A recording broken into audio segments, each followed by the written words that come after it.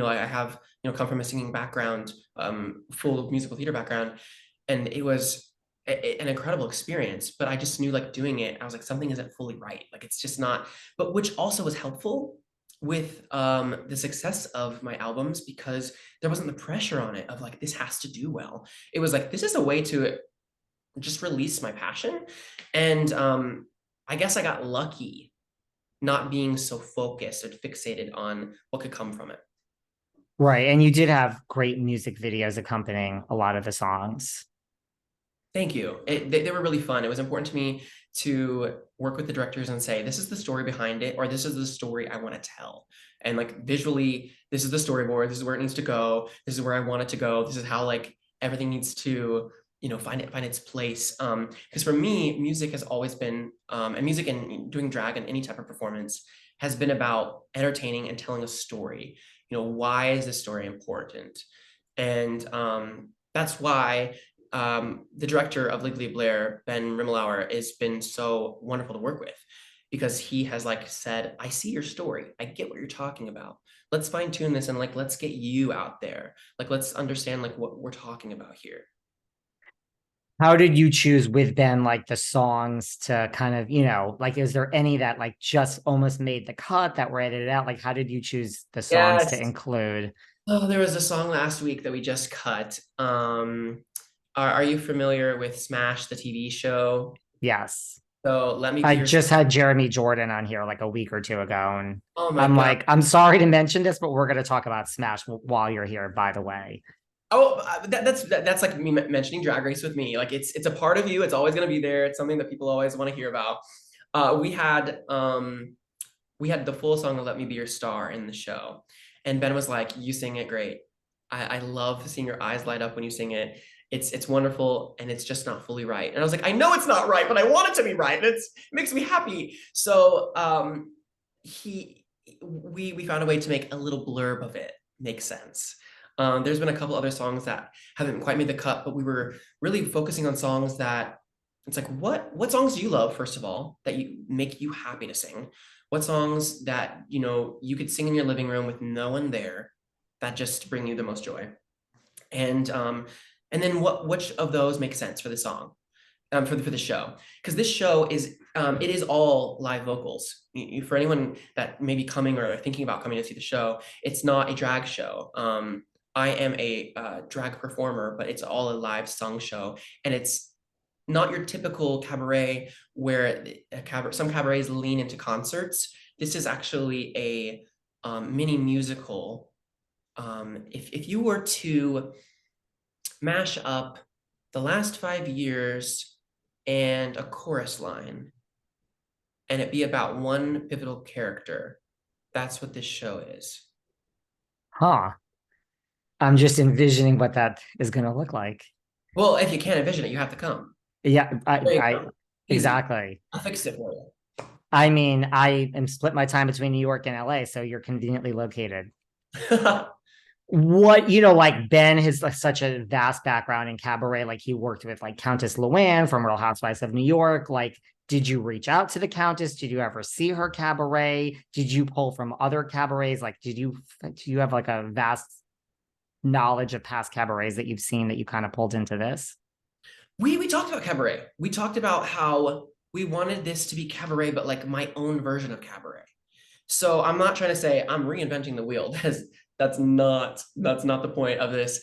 But I wanted it to be less of how are we pulling from other cabarets, and more of how are we pulling from big Broadway shows that have made me, and how I can make my own show. Versus anyone else's. So like, I have seen the Countess Luann's. I've not ever been to a show of hers, but I've seen many clips of hers online, and I've seen she's worked with Richard J. and many people we've seen like pulled works of theirs and like pulled from all over and like looked at those and said, why do these succeed, or why do people like these, or what pieces maybe work and what doesn't, and gained a lot of insight from that, but also tailored it to like what exactly works for me. And there's a lot of things that just maybe didn't work for me.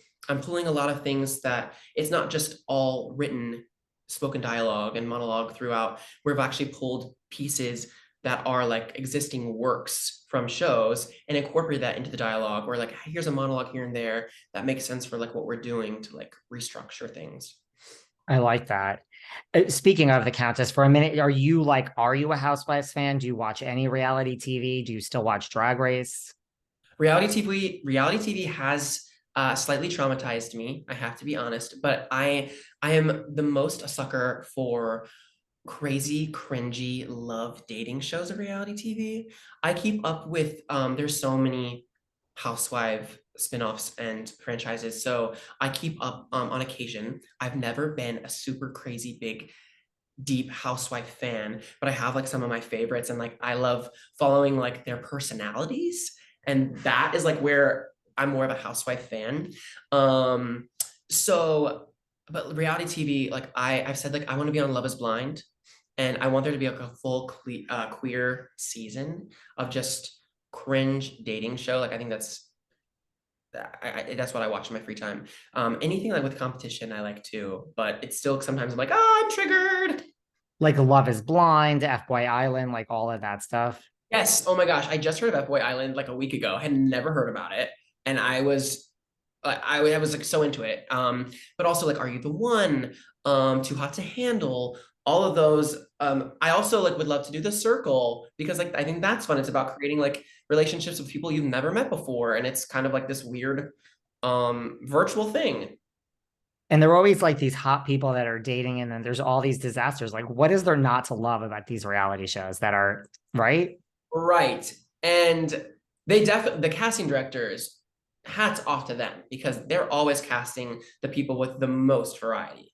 And I always sit and I watch reality and I think this is what the Drag Race fans think of watching us. Like they're late, they love it. They're fueled by it. But when I watch Drag Race, I'm like, oh, I get why they're doing this or why they said this or like why this is happening or this challenge is motivated by X, Y, and Z. And it's more stressful to watch. I mean, can you watch it, or is it like PTSD? Like I was there, and like right, like I know where the camera angle is, and like kind of what they're trying for here, and like I just can't watch this. I can. I don't always. I was really caught up. I was doing really well here. And I was gonna give myself a participation ribbon because I was catching up on all the drag race. And then we had franchise after franchise after franchise after franchise. And I thought that I was fairly caught up until I attended RuPaul's Drag Con LA in May, this past May of 2022. And there was a sea of queens, and I just looked around and was like, I don't know any of these people. I don't know any of these people. I was like, they could be from Australia to Thailand to Brazil. And I was like, I couldn't tell you. That I just didn't realize how much TV had passed. There were 12 winners in the year of 2022 from different franchises all around. That's American Drag Race, All Stars, plus like all the other countries. Wow. Are you